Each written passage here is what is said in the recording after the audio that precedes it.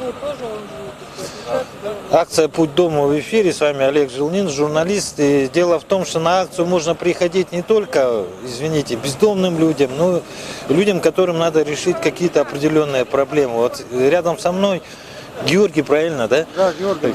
Вы вот с какой целью на акцию пришли? Я обращался к уполномоченному по правам человека. У меня вот острая проблема с постоянной регистрацией в городе Якутске.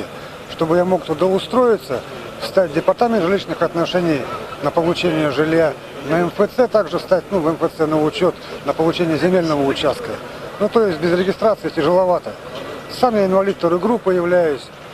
Вот раньше я был прописан, получилось так, что вот новый собственник меня снял с регистрации на законных основаниях по решению суда. Все сроки давности прошли, сейчас я уже ничего не догоню и не поймаю. Не получается. Вот сейчас вот единственный вопрос стоит в том, чтобы зарегистрироваться постоянно здесь и решить все остальные проблемы я уже смогу самостоятельно. И вот сюда пришли и зашли, здесь да. узнали, что есть НКО, да? Да, меня сюда пригласили уполномоченный по правам человека, вот и Гурьева Садана Михайловна и ее руководитель отдела, да, Виктория Валерьевна Арылахова. Вот они меня пригласили, я вот пришел, вот обратился, вот и с работниками паспортного стола разговаривал, сказали, окажут содействие. Хотел бы, чтобы еще побольше рекламы давали общественным организациям, и чтобы почаще устраивали вот такие акции, помогали бездомным, больным, инвалидам, малоимущим, нуждающимся, одним словом, людям. И открывали какие-то либо организации, побольше открывали центров. И не то, что там брали людей в плен, как это делает большинство частных организаций, то, что там люди просто, я там сам жил раньше в частном организации в одной, вот там благотворительной, помогают там бездомным, там алкоголикам, наркоманам и так далее. Но я не наркоман, не алкоголик, я просто бездомный человек, да. Сейчас, слава богу, есть где у меня жить, крыша над головой есть, да, слава богу.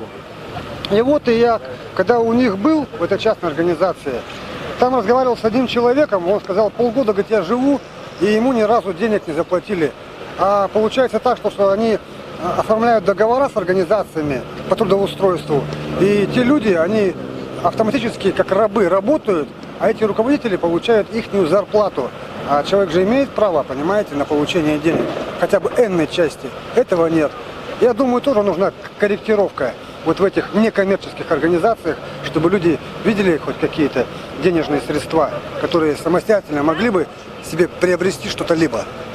Здесь на акции-то представлены НКО официальные, которые четко работают в этой линии. Здесь в НКО люди получают заработную плату. Вы об этом знали вообще? Вот, здесь только узнали, да?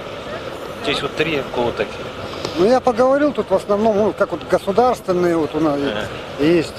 И сказали то, что по городу, вообще по республике 46, по-моему, центров. Из них там, по-моему, 18 государственных, остальные негосударственные. Я думаю, местное самоуправление и пусть правительство тоже нашей республики на это обратит внимание как-то и оказывает содействие в открытии других центров, потому что вот эта безработица, нищета плодится, а люди вот даже освободившись из мест лишения свободы, они не могут нормально восстановиться, социализироваться, реабилитироваться, вновь совершают преступления и попадают обратно в ту же яму, понимаете?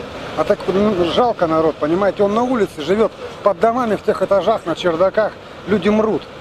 А это же все-таки лицо государства, любой гражданин России, который имеет какие-то законные права, и государство, оно согласно конституционному строю, это Конституции России, есть у нас статьи, я не буду их перечислять.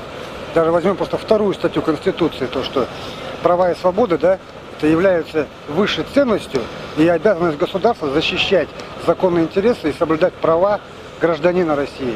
Мы все граждане России. Георгий, вы сейчас вот получили то, что хотели, надежду или что там, я не знаю, как это назвать. Я поговорил с уполномоченным по правам человека и с работниками, юридическими лицами. Сказали, что чтоб я позвонил через неделю, и мне окажут содействие в моем вопросе. Я удивился, вы что-то еще держите, да? Да, я вот зашел вот это сюда вот в палатку. Здесь мне дали бутерброды. Вот я могу даже показать вам, да? Вот здесь курица, я ее дома разогрею, жареная курица. Вот салаты дали, лук и вот кетчуп с майонезом. Но я думаю, даже разовое питание, которое сейчас оказывается вот бездомным людям, это хорошо.